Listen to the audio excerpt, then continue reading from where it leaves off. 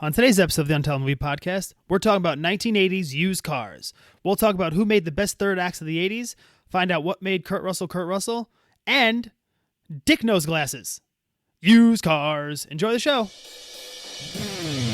Untitled Movie Podcast. Untitled Movie Podcast. Untitled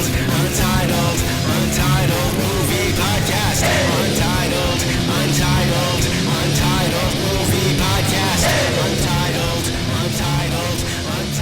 Movie Podcast. Coming this summer from Columbia Pictures, a movie that asks the question, would you buy a used car from this man? Here at New Deal Used Cars, we are stripping away inflation. We're taking off those high prices. Or this We man? have a group of immoral charlatans masquerading as businessmen. They will stoop to the lowest. Hold it, Roy. Would you buy a used car from this man? Sign your name right on. Or from this man? I want you to look inside. No, I don't want to look inside. Oh, just get in the car. Get in there. Get in. Well, these people did.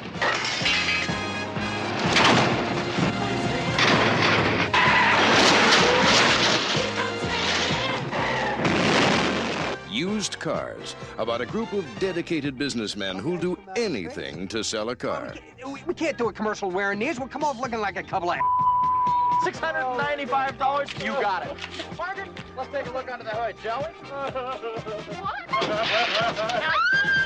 Whoa! Hey, look, Bear. Now wait just a minute. What the hell is this? Is this a 1977 450 SL for $24,000? That's too high. No, he just said. Did you notice that? No, that's a violation. Used Cars. It's a dirty business.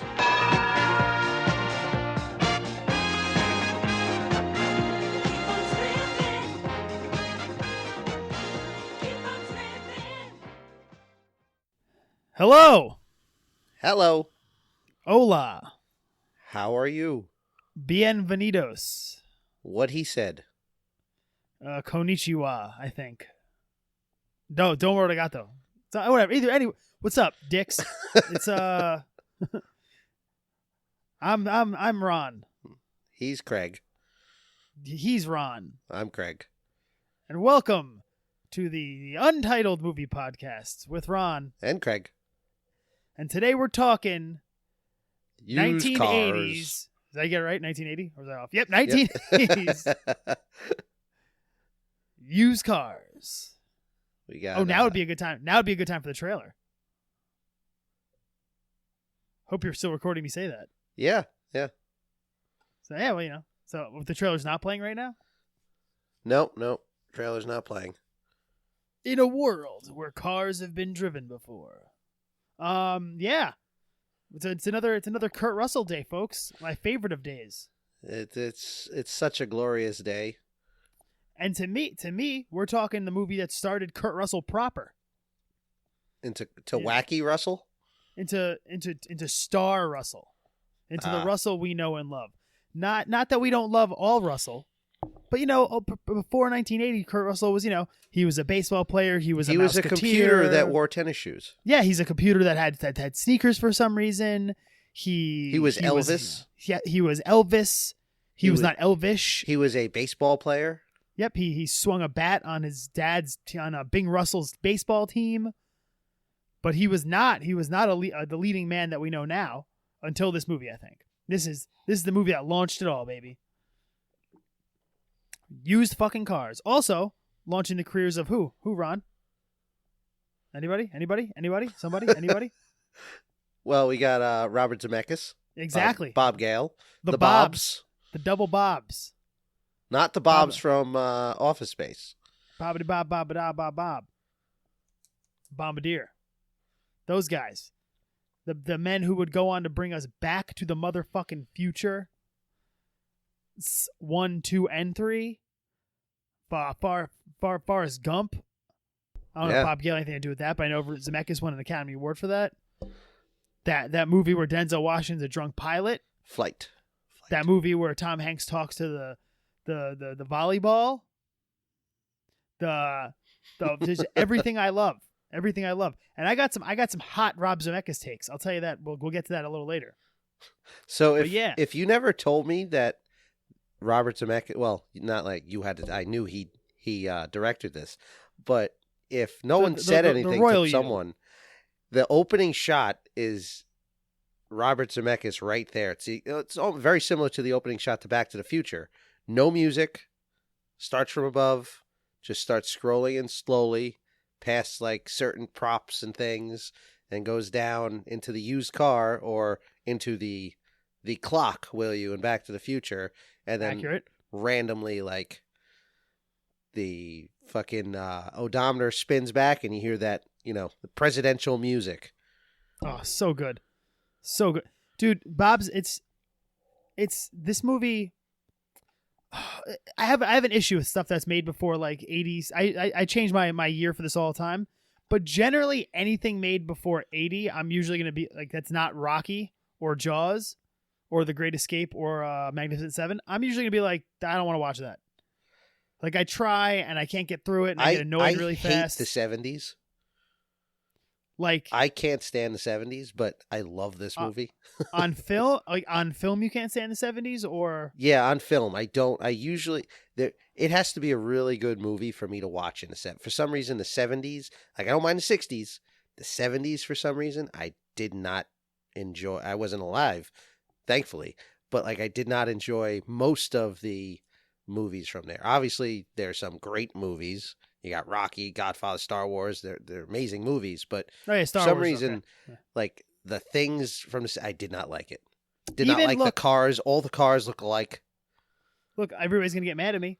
I'm not the biggest Star Wars guy ever. I enjoy Star Wars. I respect Star Wars. I love Luke Skywalker. I love the characters from Star Wars. I have a tremendously greater affinity for Star Wars is 2 and 3, Empire and Jedi. Well, I do 1 for some reason. Well, we weren't alive for Empire, but we were alive for Jedi to come out. Yes. I mean, we were 2. Yeah, but we were alive for it. So yes. So, but here's not to go off on a Star Wars tangent. Like you said, we weren't alive for them. It's my Beatles argument where I always make fun of people our age and in their mid 30s who are like, dude, I'm such a Beatle maniac. I'm like, if you weren't alive when they played Ed Sullivan, suck my ass. You're not you're not that into it. Like. You're never gonna get it like my mom did, or like my mother-in-law did, or like your parents. Like they remember when the Beatles weren't a thing, then they were a thing. They were there for it. It's like Hulkamania. You know what I mean? Like the people who weren't around for it don't get it. They don't understand the yellow and the red and the. They don't understand when his legs started pumping. Oh man, those legs started pumping, those hands started jiving when he was hulking up. Iron Sheik was going to get fucking big boot. America was going to win. But people don't get it. And I feel like we have probably the same thing with Star Wars, where as much as we respect it and enjoy it, it'll never hit us the same way because we weren't there. Because there was such a tonal shift in what they were doing with film. My father always talks about going to see Star Wars and leaving and being like, oh my God, what did I just see? You know? Yeah. And it's just not something we'll ever fully understand. So we don't have that same forgiveness for some of the flaws that it does have. Because I do feel like everything made like 80 and before, as great as some of the stuff was, they other than like Jaws and Rocky, the pacing was always off. I guess it's just film technique and editing technique because they were still cutting film and all that. It wasn't. Today's editing should be by definition of technology, it should be perfect, and it is oftentimes. You very rarely see editing mistakes in anything anymore because it's computer editing. They can go back. They don't have to worry about cutting film or. To that degree. So, my point is, where my long-winded point is this movie is both completely of its time, but holds up so fucking well that I can't even fathom how they made a movie this good. I had never seen this movie until about a year ago. I sat down to watch it. Someone was like, oh, I gotta watch Used Cars. I was like, it's Kurt Russell. I'll try it. Holy shit, is this movie wonderful. Yeah. I've seen it 5 or 6 times since. It's becoming a yearly rewatch. It's just it's everything an 80s comedy should be. It's everything. It has like little action beats. It's just it's so good and it's so fucking funny. The simplest jokes. When he everything, freaking Crazy Jim, I fucking love him. we had nuns come by and pick this morning. Jim had to turn the hose on them. I knocked them motherfuckers on their ass too. That's hilarious. Everything that guy says. When they ask him to say some words at the eulogy, about what? So fucking good. So good.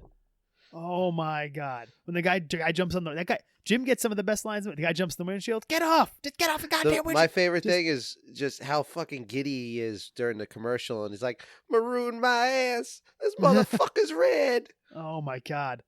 He does grab someone's boob forcefully, which is a little weird. But other than that, I think that does he? Yeah. The Spanish guy grabs the daughter's boobs. Yes, he does. Like he really goes in hard. He goes in hard on that. But he's supposed to be a piece of shit. Guapo. He's El Guapo.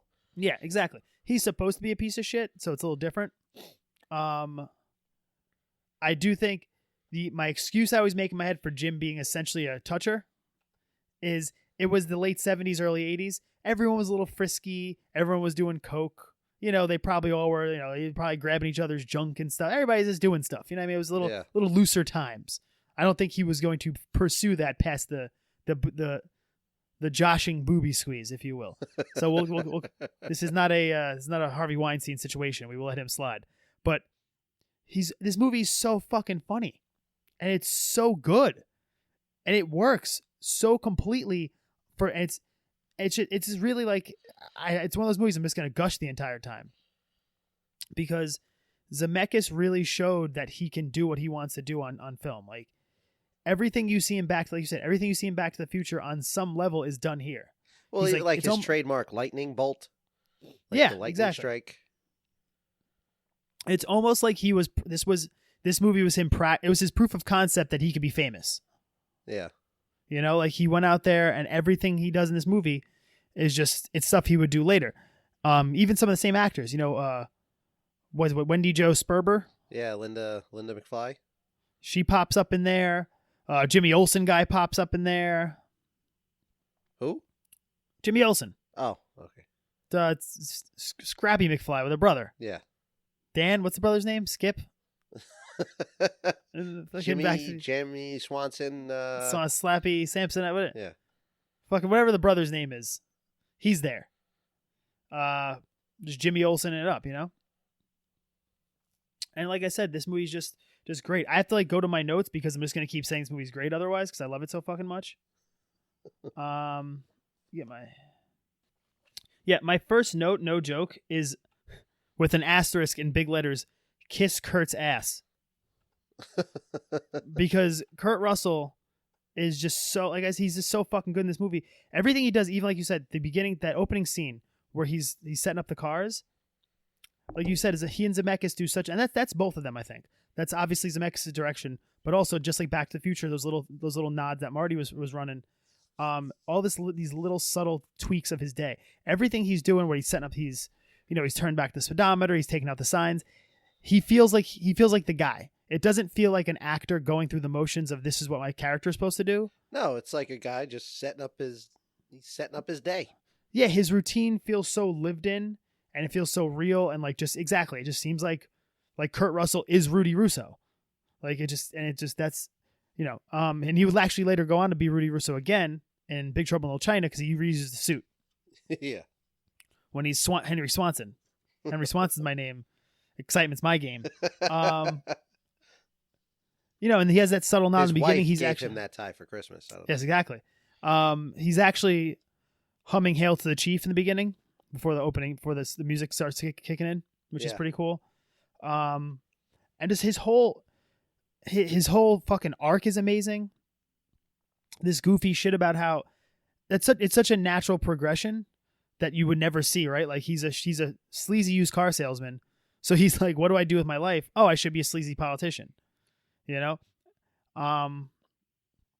just the way he's going to go about it it's an insane plot. Like I want to make enough money to bribe enough people to become senator so I can grift everybody as a senator.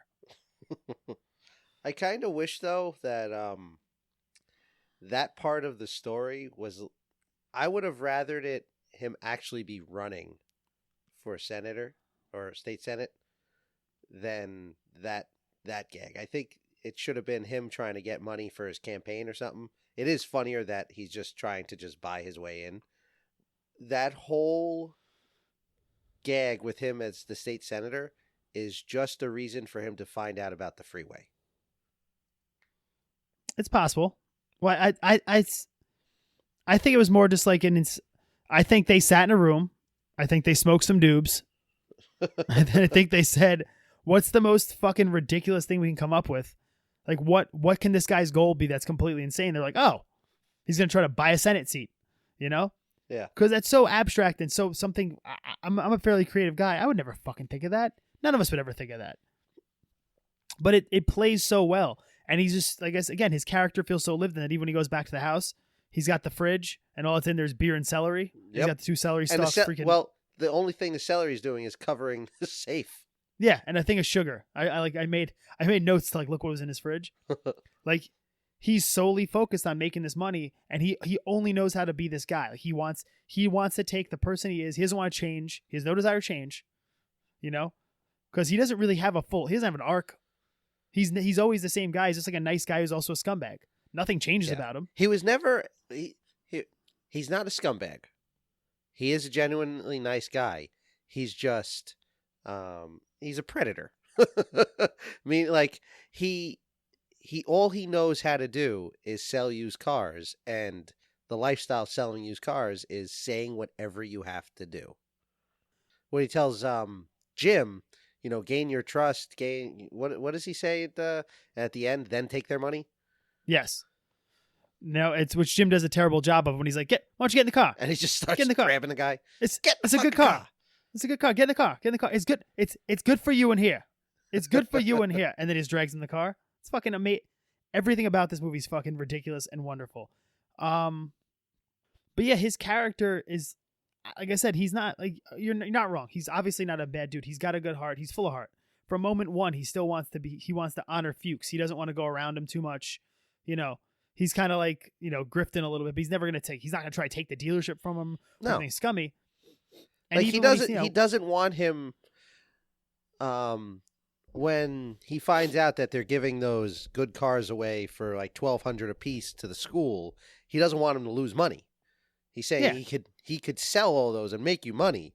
Why don't you just give him the crap cars? Exactly. But even when you think about it, if he was a true piece of crap in this movie, which he's not, when he gets them, when Fuchs, when it's Luke and what's the other one? Ron is the brother? Roy. Or am I just making that up? Roy. When Luke dies, he very well could have fucking figured out a way at that moment, if all he cared about was the money, to sell that car dealership, sell him out, and get the money he needs for his campaign. Yeah. But he doesn't. He remembers that Luke never wanted the brother to have it, refuses to give it up. And he fights for it.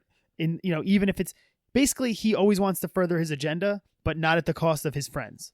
Yeah. And I respect that. It's kind of how I am. So I understand that. But I will say this. I still do not like used car salesmen. As much as I love this movie. You don't like any cars used or new. I do not like car salesmen. You hate them. I will use the word hate. I actively. You made your wife cry. Yeah. Well, yeah, it was a ploy. Let's not, kind of. You made her cry. I did not. I said, what I said was, if you want to cry. Since you're on the phone, I was on the phone with her.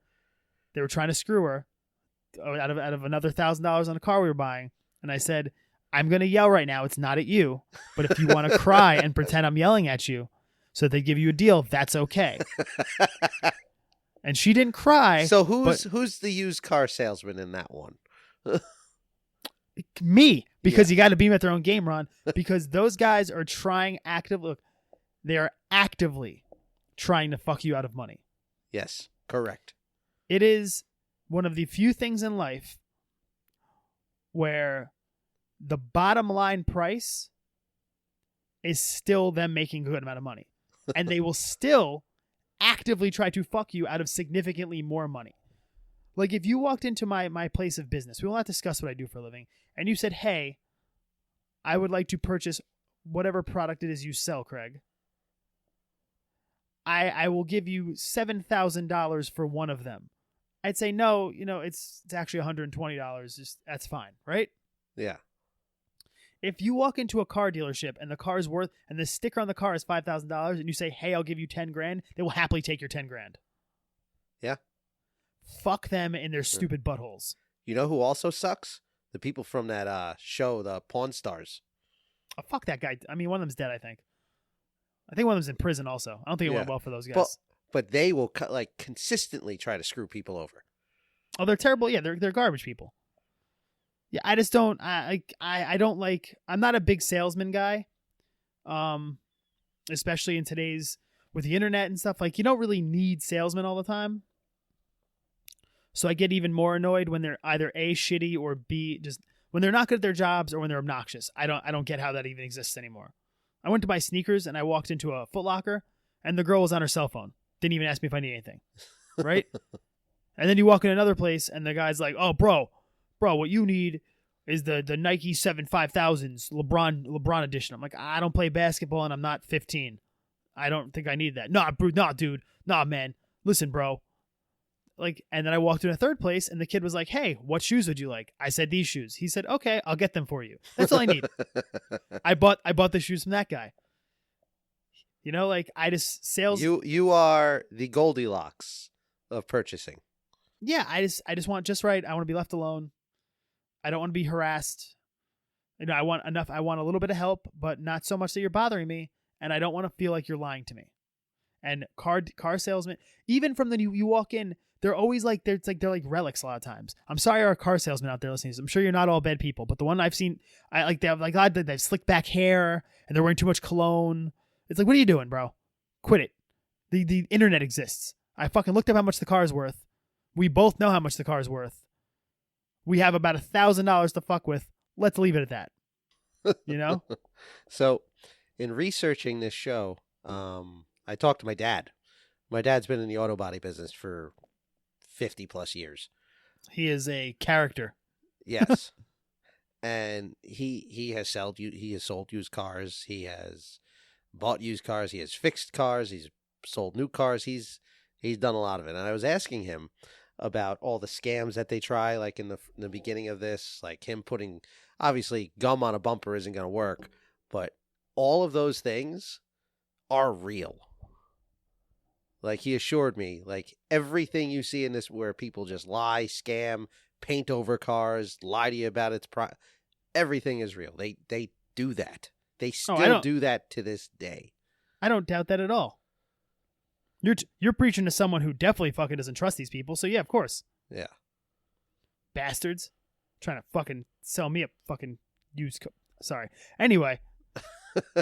So let's talk a little bit about the behind the scenes of Steven this. Spielberg produced this fucker. Exactly, yes. Well, the movie was pitched during him filming 1941. His one major bomb, right? Yeah. Well, this wasn't the best. They, according to everyone, the studio screwed the pooch and released this in July, right around July 4th, with like Airplane. I think Caddyshack was out at the time. There's so many things out at the time, so it was very hard to compete. Woof. So not a good decision. Zemeckis was the director and the writer with Bob Gale, as we said. You got Spielberg as executive producing. Steven Spielbergo. Yeah. And you got Kurt Russell, as we said, Rudy Russo. The great Jack Warden, who plays Roy Fuchs. Fuchs. It's definitely not Roy Fuchs. Luke Fuchs. Luke Fuchs. Yes, Luke does fuck. Garrett Graham, who should have been more famous. He's hilarious. He really is. He really should have been more famous than he was. Like, I only remember him from I think it was a Police Academy movie. Oh, he was in Child's Play. That was it. Child's Play, I remember him from. With Chucky? Yeah. Oof. Can't watch stuff like that. Freaks me out. Yeah, he did a lot of TV, but he really should have been more famous. He's great in this movie. You know his sex scene in the beginning? Wasn't him? Well, no, not that. It's on the Amazon version. The beginning of it, the beginning of it's cut out. It is? Yeah, you just see on the Amazon version. That's the one I watched. Yeah, you just see the legs at the end. I didn't see any of the lead up where he's seducing. Yeah, you're right. Yeah, I was a little upset. When we watched it for your Kurt Russell-thon for your birthday last year, that was on what'd you get, a Fandango or something? Yeah, I got it some other through probably nefarious means, but yeah. Whatever. We're not going to talk about that. Anyhow, used cars. Yeah, not Craig stealing things from the internet. Yeah. He was in Sidekicks with Jonathan Brandis. Yes. What was he doing there, buddy? He's credited as Mapes. I don't know who he was. Mapes. His name was Mapes. Mapes. Not Moops. Mapes. Yep. That is the actual middle name of someone I know. No joke. I know a person whose middle name is Mapes. It's a real thing. We got Frank motherfucking McRae, who steals the show in every scene he's in. In every movie he's in. Yeah. Isn't he the silent in Batteries Not Included? Yes. I'm so happy you said that name. Damn right. Touching movie. I didn't think you'd like that. These years, I would think you would have made fun of me for loving that movie. I saw it in the theater when I was a kid. I haven't seen it in years. I very specifically Jessica remember Tandy. I remember Jessica Tandy being in it. I remember Hume Cronin, I think, is in it. Yeah, and his wife. And I remember Jessica Tandy. The guy, his arson plan is insanely complex and involves balloons filled with gasoline. Yes. And I remember even as a child being like, it's a building full of 90-year-olds. Just start a fire by the fucking furnace and you're going to burn it. Why are you doing any of this? This was 1987, I believe. Fucking arson investigation arson investigation now is still confusing and they have technology. Back then they weren't going to be like, looks like someone burned this building down on purpose. Like, especially when you're with the balloons were just more evident. I'm not going to start. I'm not going to get into fucking my problems. We might actually do that movie soon. We might have to do that. Not soon, but one day. Someday. Definitely. That's in the list. On the list. Someday, on the line. Somehow, I'm gonna make it all right, but not right now. Nickelback song, stripper song. I want a quesadilla. Sorry. All right. So then we also have Deborah Harmon, who she looks so familiar, but I don't recognize her in anything. Is she not on one of those shows with Ted Knight? Am I making that up? I don't know. Just so you know, folks, if it's your first time listening to the show, A, sorry. We're not great at this. B, part of our charm is I don't like doing a lot of research, so I actually do my research by asking Ron to do research on air. She was on the Ted Knight Show. See? The one with Cosmic Cow. She was on a bunch of them. Right? The one with the Ted Knight Show. It was just Ted Knight Show. The one where he draws Cosmic Cow and the what's his face? James J. Bullock. Yeah. That show, wasn't it? She was uncredited in Back to the Future as a TV newscaster. Oh yeah, she was in the very beginning. Yeah, yeah. Good movie. Yeah. So, Bachelor Party. I do remember from Bachelor Party.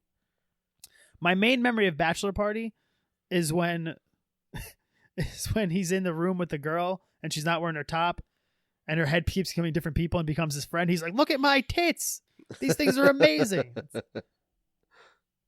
And that Tom Hanks kept chasing Tawny Katane around with an egg beater.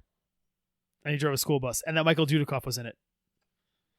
And Adrian Zemed. Anyway, weird movie. Great flick. Anyhow.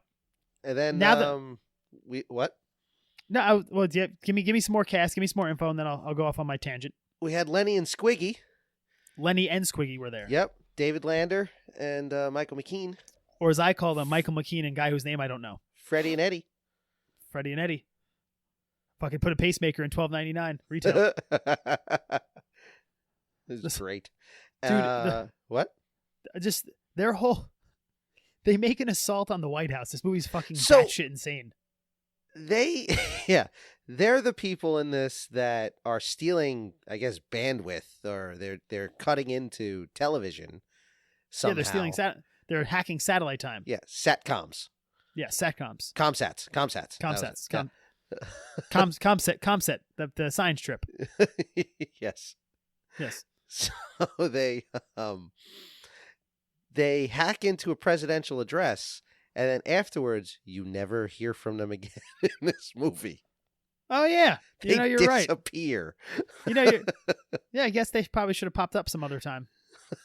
They should have been. I'm gonna guess they went to jail for that. That's I think so. With the mention of them, right? So I'm reading Kevin Smith's book right now. Great talented man. Love Kevin Smith. And he talks about how, he made Clerks for $30,000 and all this stuff, blah, blah, blah. And just thought he'd never make a movie again. So he was doing shit, right? Just trying stuff. I feel like Robert Zemeckis did that here, but with an actual, a studio budget. Yeah. He was they gave him a bunch of money. He looked at Bob Gale, was like, they're going to give us money for what? Yeah, fuck it. Let's try this. And just did everything they can think of. And it somehow worked. Yeah. Because this movie goes off on so many fucking insane tangents. Well, it was like a National Lampoon's movie. It was just a slapstick comedy that at some point you're like, that. The one tangent that they went off was the second commercial that they do, where they blow up a fucking Mercedes and shoot cars. Yes, exactly. And he shoots him in the fucking... I'm high prices. And he shoots him in the chest. Yeah. And he fucking has the squibs. He's like, oh, shit. He's like, oh, fuck. And he shoots him. Now, I'm glad you said National Lampoons, because I have my first hot take of this. I have a lot of hot takes this episode, Ron. Hot takes? Hot routes? Yeah, hot take. Can you play like a hip hop right now? Could you do that? No. I thought you said you could do sound effects now. You can't do that? You're not going to do that for me? You find me the sound effect. It'll go in. Can you want me to make this? You know the sound effect I'm talking about? No. This all better be on air. I want none of this edited out. This will be on air. I have no idea what kind of sound effect you're talking about. You don't listen. If you find me the sound effect, as soon as this conversation's done, I'll play it. You don't listen to nearly enough hip hop from 5 years ago. I don't listen to any hip hop. Craig's hot takes. Lost my wallet in El Segundo. Solid flick. Probably never do it.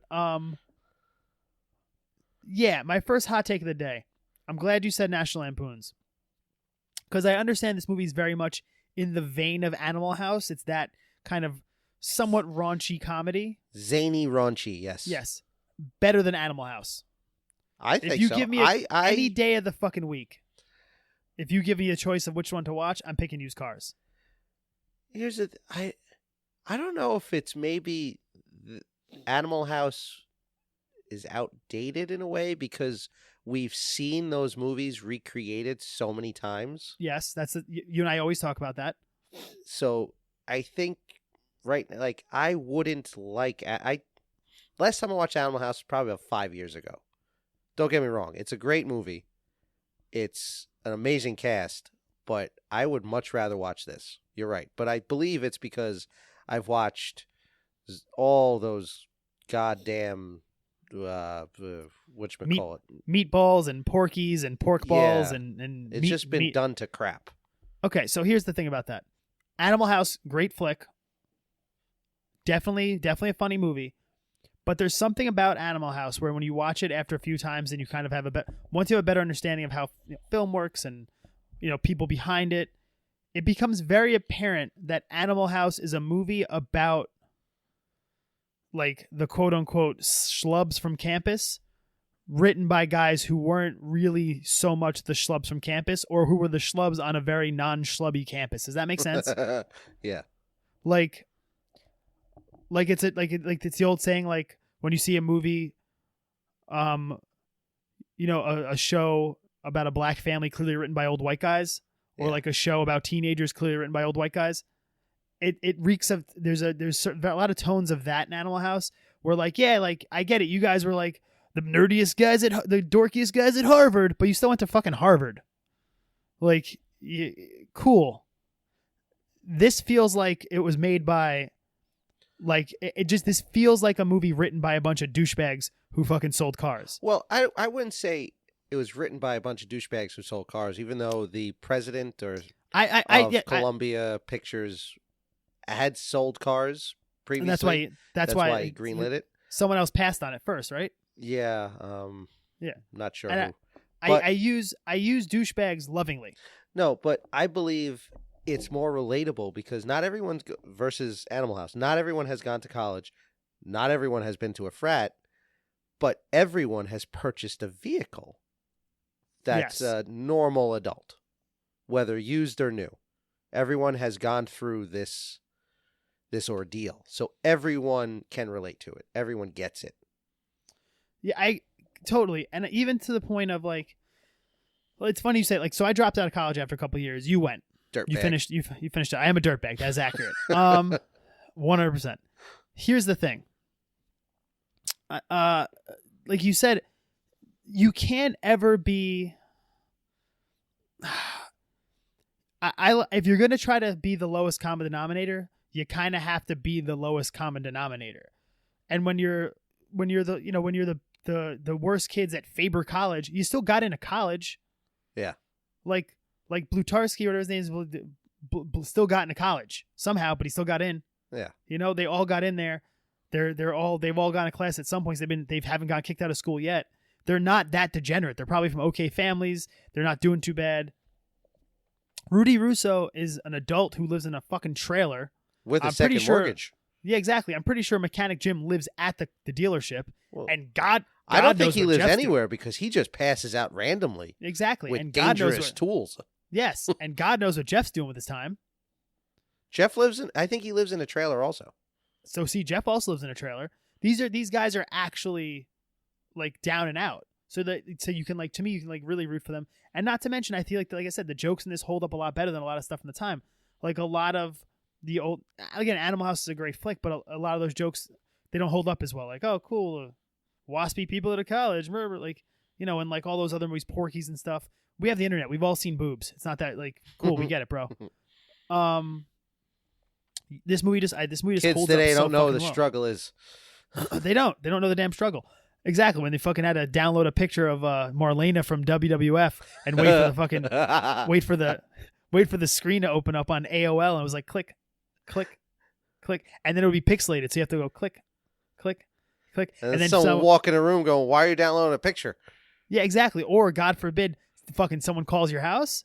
Nope. Knocked you offline in the middle of that. No Cindy Margola's picture for you. You know, what are you gonna do? Kids don't know that. They, you know, or back in the, you know, we're kids. There's a boob popping up and something like, oh my god, like we're all calling each other like, hey, did you see that half a nipple? Yep. You know, like that's anyway. We would have loved this movie even more if we saw it when we were kids. There's plenty of there's boobers everywhere. I want to say I did see it because my dad was saying he watched it a lot. So I'm sure I did, but I didn't remember it up until a few years ago. I saw it a few years ago, and I remembered it once we saw it at your house. This movie is to your dad what Roadhouse was to me as a bouncer. Probably. This is his Roadhouse. That's pretty awesome. He picked a great Roadhouse. So, yeah, I think this is better than Animal House. And you let me know. You want me to save my next hot take? Or you want my next? Well, my hot take now. Let's finish going through a little of the back end of the production. Okay. We'll talk about the budget. So it was $8 million estimated, and it grossed in the U.S. almost $12 million. So it wasn't a flop, but it wasn't the best. Let's say, but didn't it? I feel like it made a ton of money on home video, right? It's a Kurt Russell movie, so it's definitely a cult classic. Because it's definitely one of those flicks that, it's like a litmus test for who's going to be your friend. You know, like you ask someone you meet who you think you're cool with, like, hey, have you seen Used Cars? And they're like, of course. You're like, all right, we're good. Used Cars. If they're used cars. Oh, yeah, it has one of my favorite things in the whole world, Ron. Has a theme song at the end with the name of the title. Yep, I love it. Used cars. Everybody's wanting some used cars. Yeah, fucking let's just run through more jokes. You're good. You're good with all the technical nerd mumbo jumbo. Yeah, for now. Okay, we're 40 minutes in. We've just gotten to the beginning of the show.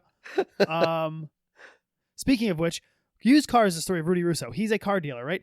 But he's a young guy, also wants to be a senator, wants to bribe his way into being a senator. He works for with Luke Fuchs. Luke Fuchs' brother, Ron Fuchs, owns the car dealership across the street. They're in Arizona. There's a highway going between them. Roy Fuchs knows that at some point very soon a highway is going to go through his dealership. So he wants to buy his brother's dealership, but his brother won't sell it to him. His brother's actually an honorable man, and Roy Fuchs is a complete piece of shit who employs a fucking demolition derby driver as a fucking mechanic. I don't even know what that guy's doing there. That guy's a piece of shit. Anyway, so he sends the demolition guy over to fucking kill his brother, basically, because his brother has a heart condition. Brother drives around. Luke Fuchs has a heart attack. Luke Fuchs dies. Fucking Rudy Russo and his buddies, Jim, the mechanic, Toby the dog, and Jeff the superstitious guy find Luke's dead. They go, Luke, you're dead. Oh my God, what are we gonna do with your dead body? We can't give you up. If you're dead, your brother inherits your dealership. We're all screwed. You have a daughter somewhere. Where the hell is she? Hope we find out about her at some point in the movie. Wink, wink, wink, wink, wink. They bury his body. It's an amazing scene. We'll get to that later. And they start trying to sell the cars off so they can fucking keep the business going. The daughter shows up. Now they know who owns the dealership. So now they have to fucking lie to her and convince her that it's okay if they're selling all these cars and doing all this shady shit, including hacking a fucking 2 satellite signals to fucking sell these cars. They're going off on a whole thing. They're selling cars. She finds out there's a fight.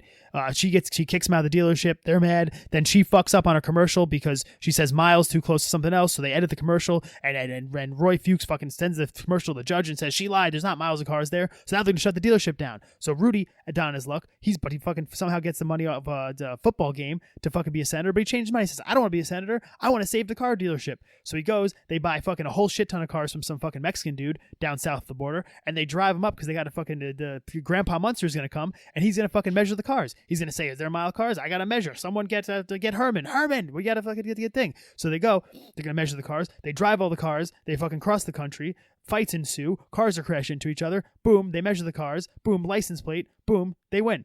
Mile of cars. Used cars. Used cars. Used cars. Everybody wants a car. Used cars. Those aren't the words. So, but yeah, that's used cars. That's what happens. This fucking movie's fucking. It's just filled with. The description doesn't do it justice because it's filled with just these ballsy choices, and insane fucking random jokes. Like when he shows up with all the fucking cars in the beginning, the Spanish guy. Yeah, El Guapo, and he's like, where the hell did you get these cars? And he goes, yes, the river's been very kind to me. And then when he sells, what's funny is Rudy's upset with Luke because he's gonna sell all those nice cars to the student drivers.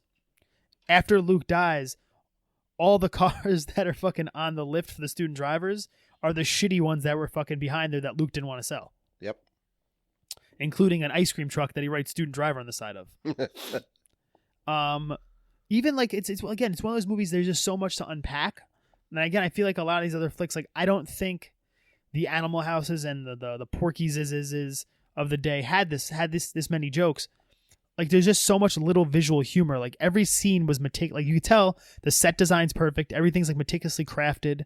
You know, everything about each character, everything about each scene, even down to like when Luke dies, they fucking tape pennies to his eyes and put they put fucking garlic around his neck, a cross in his hand, and a dashboard Jesus on before they bury him. This movie's amazing. And you know what? Even little happy accidents, like the scene where he shows up and he catches where Roy catches him burying Luke. Yeah. And he asks whatever he says to him, and then Jeff repeats the line back to him. He says, "What are you a fucking parrot?" Love that line. That wasn't supposed to happen. What are you fucking parrot? What are you fucking parrot? Jeff didn't have a line. The actor, what was his name? Garrett Graham. Garrett Graham didn't have a line. He kept asking Zemeckis and Gale, like, "Hey man, what am I going to say in the scene?" They wouldn't give him anything, so he just repeats what Kurt Russell said, and the gentleman playing Roy, who is Jack Warden, just was actually annoyed and said, "What are you, fucking parrot?" And they left it in. So there you go. Jack Warden actually didn't take the role at first either. Do you know that? Yeah, he only would take the role if he could play both brothers. Yep, both brothers, and he liked the idea of playing a dead guy. So yeah, this fucking movie's just dope, man. What else do I got here? Let's see. I have Better Than Animal House. Mickey sucks because Mickey's a piece of shit. The guy that kills Luke. Yeah. That was a nice 57 Chevy. It was a good car. That fucking, and they have like little recurring characters, even like the football dad. Yeah. When there's boobs on TV the first time and he won't let go of the remote. And then he fucking shows up the next day and they think he can't. That dog bit's amazing. I love that dog. The dog is amazing.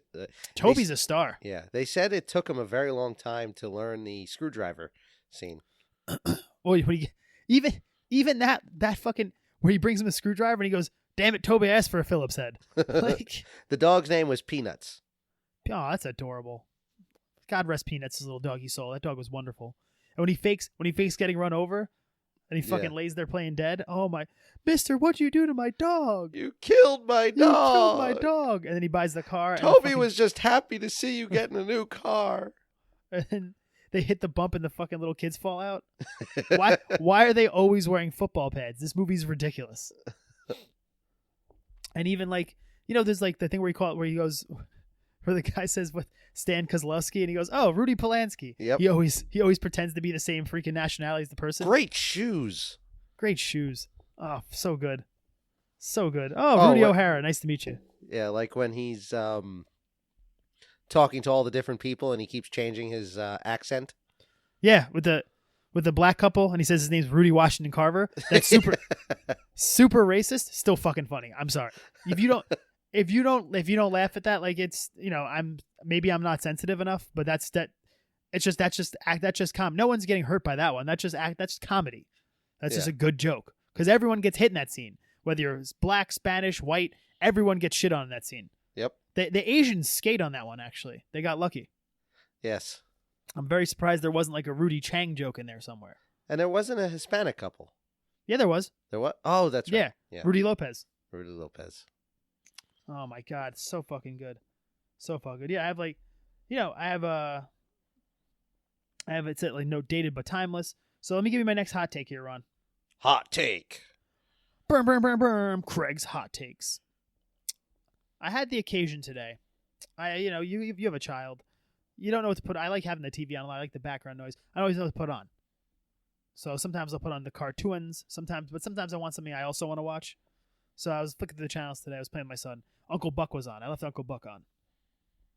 And I came to the realization that you're going to yell at me about. John Hughes, not great at third acts of movies. Why would you say that? Because that's how I feel. I feel like a lot of John Hughes movies, he builds up, and then the third act just kind of happens and the movie ends.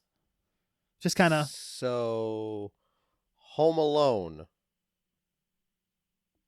Other than Home Alone. Okay. So wasn't Home Alone Breakfast Club. Wasn't Home Alone a Chris Columbus movie? I believe he wrote it though. So feel free to check this out. Breakfast Club. Breakfast. We talked about this. I don't think Breakfast Club is just a collection of scenes. It's not really a movie. Weird Breakfast Science. Club. Not a great third act. Yeah. Just kind of again. It just John kind of happens. Hughes wrote Home Alone.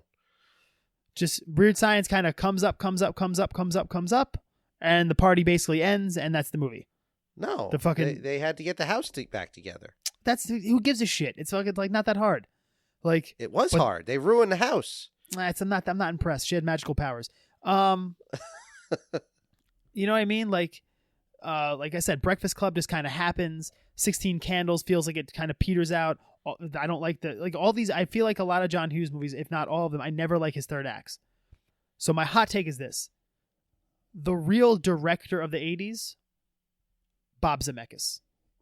Bob Zemeckis, I call him Bob now because we're best friends, is a master at crafting third act. Other than Castaway, which is still a good movie, but the third act's a little weird. Well, do you think it's the other Bob? Maybe the other Bob is responsible for that because they write things together. I don't care which Bob's doing it. Gale and Zemeckis are the masters of the 80s. I'll say that because they make some offhand. If I had to list my favorite third acts, both Back to the Future and Used Cars are going to be on that list. Well, the third act of this movie It's easier to make a so third act, I good. believe. I'm sorry to interrupt you. When you have some kind of time limit on the movie. Yeah, but that's crafted from the beginning. Yes, but if you don't have that written in the movie, not everything's going to have a time limit. It's going to be more it's easier if you just add a time limit than, they got to get all these used cars by 2 hours. Boom. There you go. Your third act's right there. Yeah, but Breakfast Club, they're only going to be in school for so long. 16 Candles or whatever, whichever one, Pretty in Pink, whichever 16 Candles is the one with the guy where he shows up at the end. 16 Candles was with Anthony Michael Hall and looking at her panties. Yeah. And Long Duck Dong. And Pretty in Pink's Pretty the one Pink with was John Ducky. Cryer. Yeah, Ducky. Yeah. They have dances. There's time limits. There's a set end date to those movies. Breakfast Club they only have that day. Home Alone, which I do like third act of Home Alone. They obviously have to. They know he knows when he's gonna rob them. Uncle Buck, the parents are coming back. He knows when the parents are coming back. Trains, Planes, and Automobiles you don't like? That's a different. Trains, Planes, and Automobiles I love. But I'm not saying he's bad. But even that, the third act, the end of that movie just kind of happens. Why are you picking on John Hughes? Because I feel like Ferris Bueller's Day Off? That's okay. I'll give you that. Ferris Bueller's Day Off has a good end. But even Planes, Trains, Automobiles, which is a great movie, you don't. It doesn't. It kind of goes. John Hughes movies are a straight line. Curly Sue? You didn't like Curly Sue? I've never seen Curly. I refuse to watch. I'm not watching Dutch? Curly. Is Dutch John Hughes movie? Yeah. I like Dutch. But even Great Outdoors? Dutch, even Dutch. I don't like the Great Outdoors as much as everybody else. But even Dutch. My what I will say is this. John Hughes movies are a straight line. I don't like movies that are a straight line. This kind of everything's happening, scenes are happening, stuff's happening, movie's over. Bob Zemeckis builds to a motherfucking crescendo. And I like a good crescendo. And this movie has a fucking awesome third act. I will say that again. I fucking love the end of this movie. I have a weird affinity for shit like this. I get like almost misty at the third act of this movie because I think it's so well crafted. It hits some weird fucking nerdy artistic shit in my soul. Some dumb hipster fucking gene that I have somewhere in me. And I get like, man, this movie's fucking solid. Like, it's that fucking good. With the they're driving across thing and the music and the fucking when he's swinging the chain at him and the fucking guy and fucking Jim's trying to run him off the road. Want me to run these motherfuckers off the road? I'm gonna get you. I want you so bad. I want you. I'm gonna get you. And he's like, pull over, fat ass. Like, and the other guy calls him a darkie. This movie's fucking insane. Yeah. And everyone gets their moment too. All the heroes, just like that. And again, I will say, this movie was basically his proof of concept of Back to the Future, I feel. Because all his heroes get their moments. Back to the Future, Doc Brown gets to fucking slide down the thing, right? Marty gets to save her. Marty has his moment, right? All this happens. Fucking George gets to punch Biff. Everyone gets their moments. Everyone gets their moments in the movie. Fucking, you got, obviously, Rudy gets to save the day overall. And even he has the fucking awesome Kurt Russell jumping car to car thing, which looked extremely dangerous. I'm shocked no one was killed making this movie. Especially because the way they cast that scene apparently was $15 a day, bring your own car, you get to be in a movie. Yeah. Which is, you could never do that today. No. Jumping car to car, fighting Roy Fuchs on the car, fucking getting thrown, the whole thing, right? He gets his moment. Jim gets to fucking knock out Mickey, who killed his friend, punches him through the glass, which is amazing. Okay, Craig was in a movie once, right? Mm-hmm. We don't talk about it. It wasn't porn, whatever. In said film, I was charged with breaking the window of a car with a crowbar. It's safe to say I'm a fairly strong individual. Windshields are not meant to crack. Windshields are not meant to crack. Or I understand. shatter. Yes. So we are to believe, and I do believe in the world of this film, Jim is so strong and so fueled by the racial epithet this man has thrown at him, and so fueled by the anger at this being the man who basically killed his friend, and wanting so badly to save the dealership that he summons the power of the gods and punches him through the windshield. Jim gets his moment. And then even Jeff, you don't think, if you forget about Jeff for a second, everybody goes, oh, where did Jeff really gets the last moment of the movie. Yeah. Jeff overcomes his fears. He jumps a fucking train. A stunt so dangerous they had to stick a stunt. They took the stuntman out of the car and put a fucking dummy in there and threw the fucking car. Well, Garrett Graham, I believe, almost did get killed. When that car, you say what you're about to say, because I think I know what you're about to say. The car that comes like right past his face. Yeah, there's no edit there. I never noticed that till I was watching. That doesn't cut I think at all. In the commentary, Zemeckis talks about that. Like he really thought he would get killed. Yeah, like that dude straight up. Like I was waiting. I rewound it once. I was like, oh, where are they? They don't edit that at all. He's just Garrett Graham, not stuntman, just gets in the car and starts walking and almost gets run over. Yeah.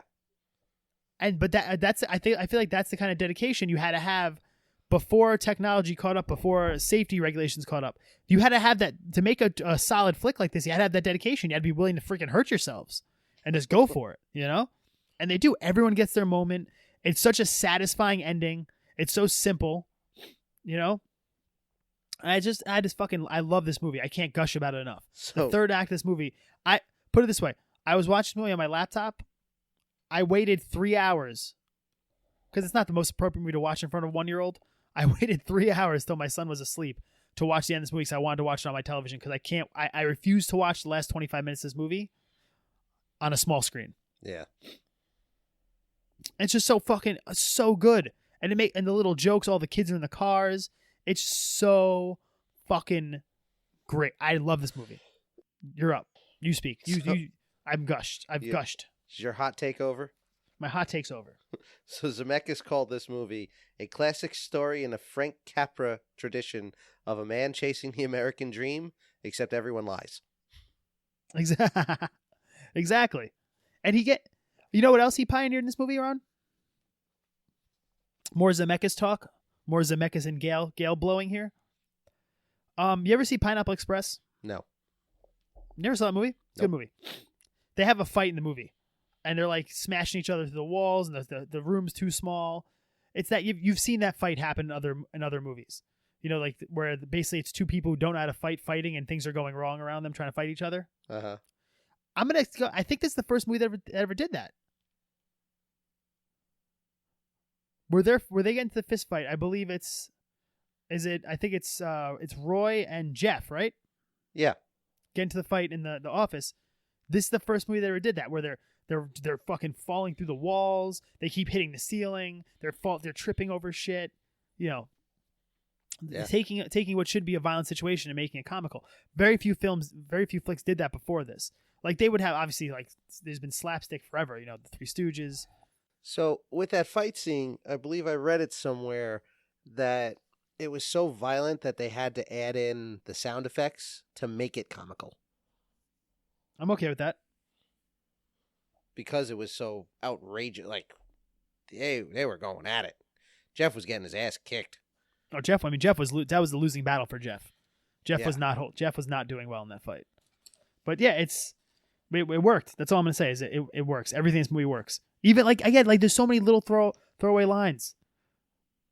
Where he calls him an asshole, he goes, "Asshole, my dick." What? This movie's fucking ridiculous. The fucking jackass guy from Happy Gilmore's there. Yeah. Not saying jackass, unfortunately. That guy's won an Emmy. He plays the DA, the lawyer. Yeah. So I mean, it's Joe Flattery. Flattery. It has. It's on the surface, it has no business being as good as it is until you realize who's involved in it. You know. Yeah. And then you realize it was more. It was just a sign of what was to come. It was Kurt Russell becoming the Kurt Russell we love. You know, where he shows the whole movie he's doing comedy, and at the very end he does action. He's jumping car to car, and he like seamlessly. If Kurt Russell listens to this, I swear I'm not stalking you. If he seamlessly transfers from comedic leading man to action leading man, the moment they jump on the back of that car, right? You see it. He starts becoming, he's grabbing the back. His chest puffs up a little bit. He becomes more of an action man. That fight breaks out. And then all of a sudden he's jumping car to car and you believe it because he's so fucking good. You know what I mean? Like you couldn't, I feel like, take someone now, like Owen Wilson. I'm just going to throw out a guy who's done a lot of comedy in the last, or even let's say Will Ferrell, because he's a little more current, I guess. As much as I love Will Ferrell, and Will Ferrell's a legitimately solid actor, he starts off playing a character, and that character is who he is through the whole movie. You know what I mean? You believe that character can do what that character can do, and you live in that world of that character. You couldn't start a Will Ferrell movie with him being a used car salesman and by the end have him jumping car to car and becoming a superhero and believe it. Does that make sense? Yeah. But the way Kurt Russell does in this flick is he's a comedic actor for the whole movie. At the very end, he's like, yep, time to be an action man. And you don't fucking doubt it for a second because of the way he carries himself. And it's fucking wonderful. And that's who Kurt Russell will become. You know, you and I have had arguments, not the right word because I think we're on the same page. The argument with the outside world that when you take him, Van Damme, Schwarzenegger, fucking Stallone, even Bruce Willis, to me, the most talented one out of all of them is fucking Kurt Russell. I truly believe that because his range is insane. The guy can do everything from be straight comedy to straight drama to action hero all across the board. He's believable in all of it. You know? I think this was really the first sign of that. I can only guess this is what they saw him in. They decided to cast him in everything else. You know, this is like proto Jack Burton, you know? And you know, everybody else is just doing an amazing job. So I fucking love this movie. You know, I think who's the female lead, the daughter? Deborah Harmon. Yeah, Deborah Harmon. She doesn't get a lot. She doesn't have enough to do. They probably should have given her a little more to do because she's, you know, it's her dealership. She's a little too damselly. I would have liked to have her to have a nicer moment where she does something. Yeah. But that's one of the few signs of the time, so to speak, that this movie that really when you first well. meet her, she just seems not even like a damselly. She just seems, I don't know, ditzy. Like, he says she's been in a commune for 10 years, so yeah, she was out there hippieing it up, I guess. But like I said, I would have liked to have her do a little more. But you know, nothing's perfect. But this movie's fucking great. I just have nothing but nice things to say about it. It doesn't drag. It flies by. Yeah. And there's, you know, the laughs, for lack of a better term, the laughs never stop coming. So, and if I was alive in 1980, there's an ample amount of nudity. Who doesn't love a little random nudity? And it was pretty good boobs too. There was good boobs. There's a little Kurt Russell for the ladies. Yeah. I don't. Again, on the Amazon version, doing a little shimmy. Yeah, I don't remember this. I don't remember this from the other time I see this movie. There's some Kurt Russell butt cheek in this movie. Yeah. A little bit of action for the ladies. A little shirtless Russ. Maybe some ladies were into Jeff. I don't know. Jim's a hell of a man. So it's a great flick, and I fucking love it. Even that insane scene where the football, the most, to me, of everything in this movie, the most tacked on shit in the whole movie, where he's where they're betting on the game, and Jeff realizes he needs to lose for Rudy to win. I love that scene. It's wonderful. It almost doesn't fit, but it's fucking hilarious, so it doesn't matter. He goes to smash the window. He's crawling under the ladder. He's He's so spilling the salt. And as you're saying it now, I'm wrong. It does fit. It fits perfectly. It's a great usage of that. You establish a character, and it's a great usage of that character. You know, it's just, and again, it gives you, it very wisely changes the stakes of the movie because now Rudy has the money, and so then when Rudy comes back at the end, like that's a lot of money.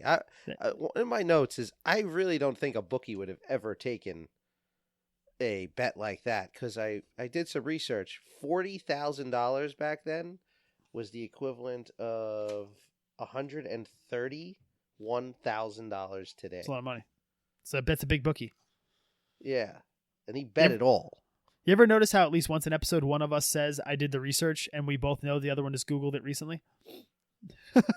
I didn't. I actually did research on it as part of my notes. But my point is, how'd you find that out? I Googled it. Exactly. So, but that's researching. If I wanted to research it I'm using the technology available to me. I'm not crapping on you. Sometimes when you call me and say, "Hey, are you ready to start the episode?" I go, "No, I'm doing research." You know, I'm just looking at my computer. Yeah, but I also taking a shit. Well, I was gonna say I don't believe you're actually researching. I think you're just on your crapper with your laptop open. Most of the time, yes. None of that's incorrect. Yeah, but it gives him it's awesome because it flips his motivation. It's such a cool trick. where the whole movie he wants to make this money for the campaign. Then he has the money. With 45 minutes left in the movie, he has the money. So then everything after that is him just being a good dude. And you're like, oh, he gives a shit about everybody, you know? He doesn't want to be a politician, really. If he does, he doesn't want to do it this way. He wants to help his friends first, and that's awesome, you know? So I love this movie. I got nothing mean to say about it. I think it's awesome. I'm sorry to that lady who got her boobie groped. She didn't deserve that. Well, the boobs in the commercial, that she was a penthouse pet or penthouse good for her. of the year. Good for her. Hopefully she made some cash. Yeah. So, according to some random note I read on a website, they left her outside for too long and she had a cold. Yep. Yeah. So that's not fun. So she couldn't do any of the the promo work for the movie. Yeah. During that scene, originally, instead of the glasses with the eyeballs, they were supposed to wear glasses with dicks as noses. That's amazing. And they cut it. You can actually see Kurt Russell when he grabs the glasses from Squiggy or Lenny, whichever the Freddie or Eddie. Yep. You see the glasses with the dick noses in his hands. That's awesome. And then they cut to the scene, and all of a sudden it's the eyes popping out. Could I install a pacemaker in this man's chest? $12.99 retail. Fucking great movie. Such a great fucking movie. Yeah. So like I said, is it a little bit sexist? Maybe. Oh, I mean, today's age, there'd be a protest. Of course, you have to cut some stuff out, but it's still not overtly terrible to anyone. It's kind of across the board, just shitty to everybody, which I appreciate. Everyone gets their licks. And it's just I fucking love this movie. I make no apologies for loving this movie. It's hilarious.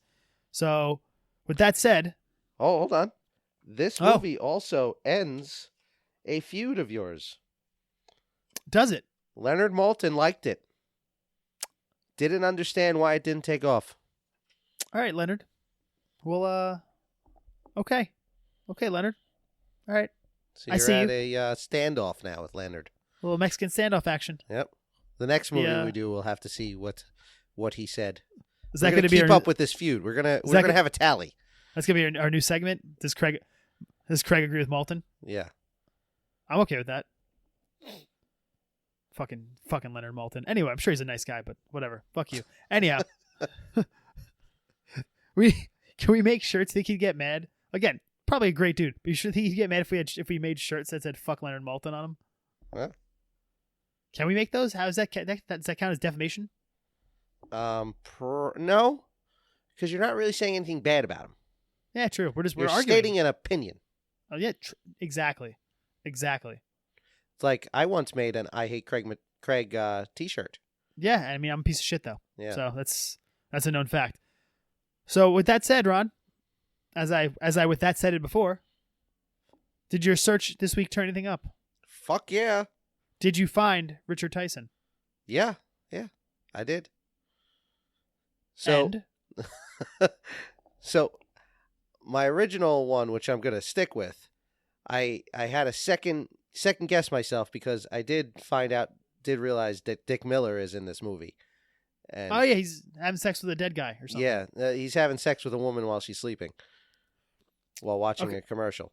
I think we're to believe she fell asleep while they're having sex. He's not having sex with a woman while she's sleeping. She was asleep the whole time. Yeah, but he didn't know she was asleep. I don't know about that.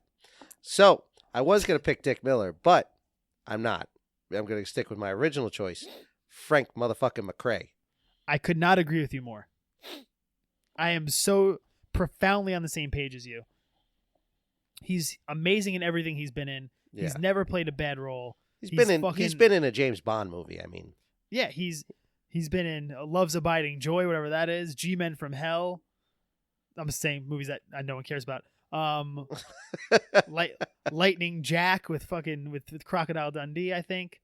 Last Action Hero, there you go. Loaded Weapon, 48 Hours. He's been in a fucking ton of License to Kill. He said, obviously Barry's not included.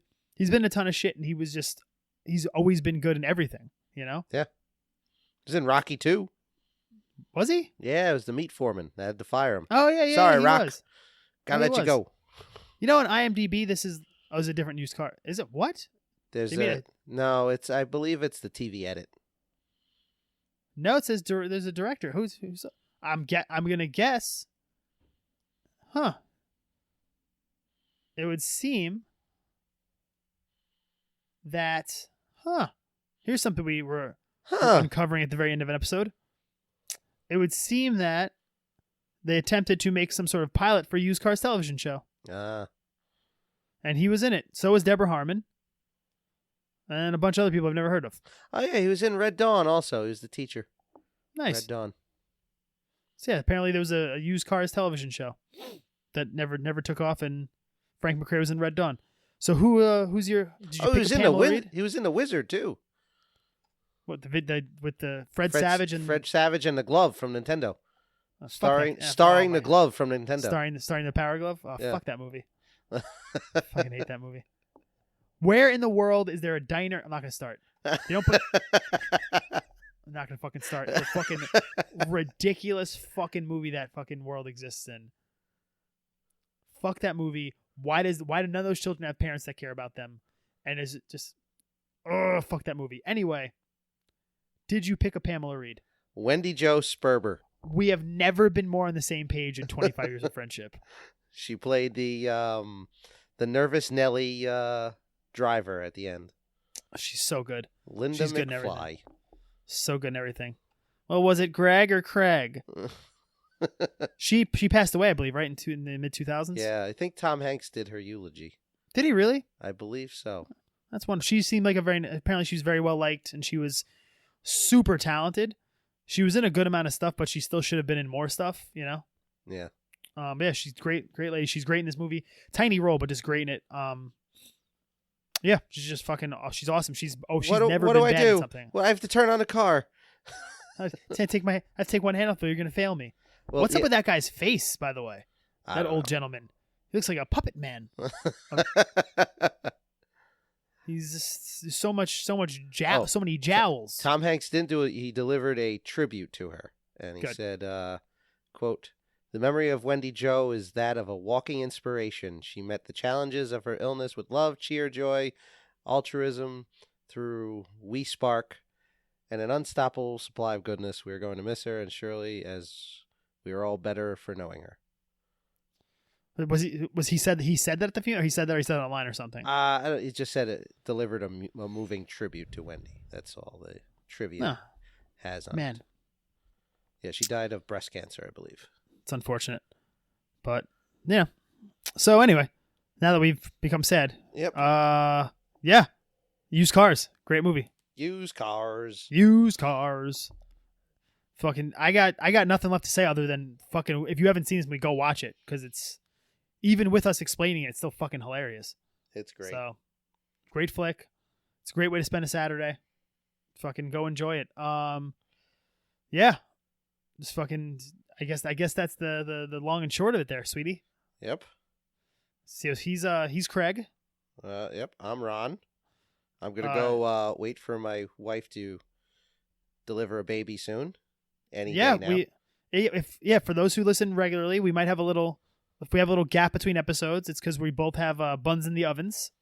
Not in our ovens, in our wives' ovens. I'm pregnant also. All of them are Ronnie's babies. Strangely enough. Better be.